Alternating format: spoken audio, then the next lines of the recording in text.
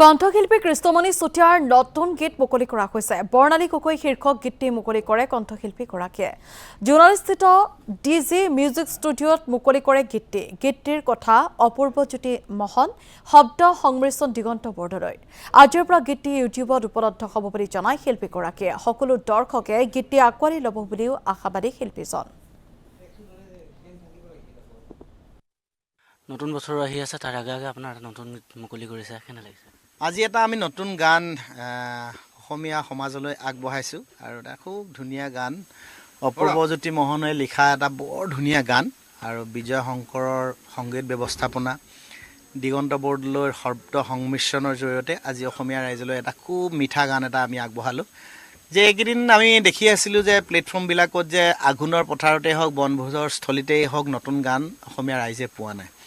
আজি সেইকাৰণে আমি তাৎক্ষণিক সিদ্ধান্ত লৈ আজি গানটো আমি মুক্তি দিছোঁ অসমীয়া ৰাইজৰ কাৰণে। অসমৰ এখন চহা গাঁৱৰ এজনী ধুনীয়া ছোৱালীয়ে তেওঁৰ জীৱন সংগ্ৰামৰ জৰিয়তে কেনেকৈ গৈ লাষ্টত এগৰাকী ছাব ইন্সপেক্টৰৰ চাকৰিত জইন কৰে আৰু সেই ছোৱালীজনীৰ এটা সপোন আৰু গাঁৱৰ ল'ৰাৰ প্ৰেম আৰু চহৰলৈ আহি ছোৱালীজনীৰ বিভিন্ন কাহিনীক লৈ আমি গানটো অপূৰ্বজ্যোতি মহনে সজাইছে বৰ ধুনীয়াকৈ আৰু মই গাবলৈ বহুত ট্ৰাই কৰিছোঁ যিমান পাৰোঁ।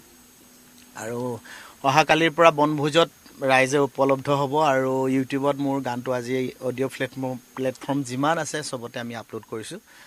আৰু জেলেঙনি গাঁৱৰে বৰ্ণালী গগৈ, ঐ জেলেঙনি গাঁৱৰে বৰ্ণালী গগৈয়ে, ঐ নাম হলালে স্থান হলালে সলনি সকলো হ'ল, ও তাই সিমানি পাউদাৰ নঘহে এনেও ধুনীয়া দেখিবলে, বহু ডেকাৰ কলি যায়ো তাইক বিচৰা হ'ল।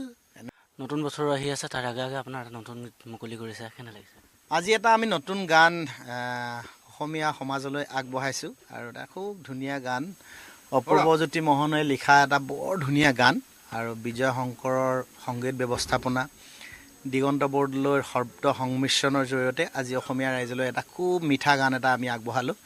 যে এইকেইদিন আমি দেখি আছিলোঁ যে প্লেটফৰ্মবিলাকত যে আঘোণৰ পথাৰতেই হওক, বনভোজৰ স্থলীতেই হওক, নতুন গান অসমীয়া ৰাইজে পোৱা নাই।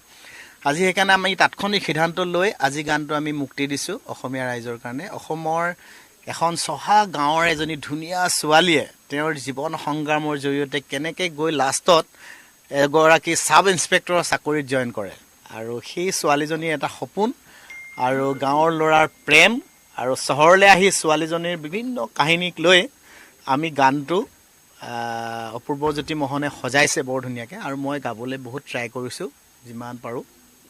আৰু অহাকালিৰ পৰা বনভোজত ৰাইজে উপলব্ধ হ'ব আৰু ইউটিউবত মোৰ গানটো আজি অডিঅ' প্লেটফৰ্ম যিমান আছে চবতে আমি আপলোড কৰিছোঁ। আৰু জেলেঙনি গাঁৱৰে বৰ্ণালী গগৈ, ঐ জেলেঙনি গাঁৱৰে বৰ্ণালী গগৈয়ে, ঐ নাম হলালে স্থান হলালে সলনি সকলো হ'ল, ও তাই সিমানি পাউদাৰ নঘহে এনেও ধুনীয়া দেখিবলে, বহু ডেকাৰ কলি যায়ো তাইক বিচৰা হ'ল।